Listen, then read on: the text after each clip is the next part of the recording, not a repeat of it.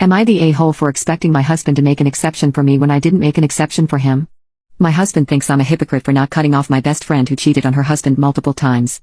My husband and I have been married for 10 years. The only real argument we have ever had is the one we are having now. So, my best friend Cindy and her husband Mike are going through a nasty divorce and it has caused a serious rift between my husband and I. I didn't realize how serious it was until this morning when he told me he was going to stay at his brother's house for the weekend. For context, 4 years ago my husband's best friend Alan was caught having an affair. I was friends with his wife Carol. We were not super close, but we'd get together for cocktails a few times a month and occasionally we'd go on double dates. My husband told me that Alan had been unhappy for a while because Carol had stopped having intimacy with him. When I talked to Carol she didn't deny this. She said that Alan had gained weight and she was no longer attracted to him. Alan was a chef and started sleeping with a female co-worker 5 years younger than him. He was 35, she was 30. The affair lasted for some time before they were caught at work. It all came out, he was fired and Carol left him. I was there for Carol and the kids through it all. The divorce was ugly and costly. Suffice to say it would take Alan years to financially recover as Carol took him to the cleaners. Throughout the whole ordeal my husband still talked to Alan and would occasionally loan him money. The problem was I didn't want my husband to remain friends with him. I told my husband if he continues his friendship with Alan then we would have problems. After some back and forth, and me basically putting my foot down, he agreed to basically cut Alan out. We didn't need influences or people like that in our life. Alan was extremely upset when my husband told him they'd no longer be friends. They had grown up together.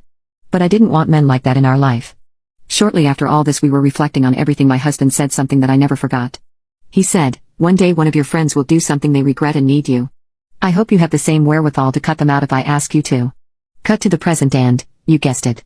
My bestie Cindy cheated on her husband Mike. Mike worked in manufacturing and was laid off. He eventually went back to work, but at a much lower wage and money was tight for them. Cindy picked up a job working as a barista. As she tells it, one of her regulars was a younger guy in real estate who had an eye for her and was constantly asking her to get together. He would slip her $100 tips a few times a week. He knew she was married. Eventually Cindy gave in and started seeing this guy regularly on her days off while Mike was working. Because she had already started an affair with someone, she threw herself into the deep end and began seeing another guy on the side too. The guy in the restaurant who gave her tips was an emotional as well as physical affair, whereas the 3 other guys she was seeing were all strictly physical affairs. She told me she always felt guilty and knew it was wrong but couldn't stop herself. She said the intimacy with the guy from the restaurant was like she'd never experienced with Mike and she felt wanted and desired it again. They were caught when their oldest daughter came home early from school because she wasn't feeling well.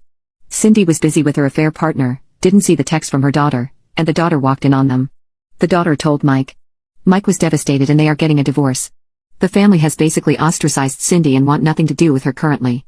I and a few friends have been her support through everything. I need to say that I recognize what she did is terrible.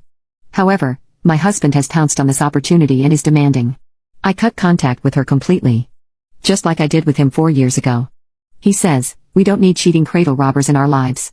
I explained that this is different and the issues between Mike and Cindy are more complicated and she feels genuine remorse and wants her family back. He says he doesn't care about the issues or how she feels and that he made a sacrifice for me years ago by cutting out one of his closest friends and I need to do the same for him. I told him I wasn't going to do that and that he was being petty and vengeful and he knows the situations are completely different. This morning he said he's heading to his brother's for the weekend. He said he feels betrayed. I honestly don't see how he feels this way.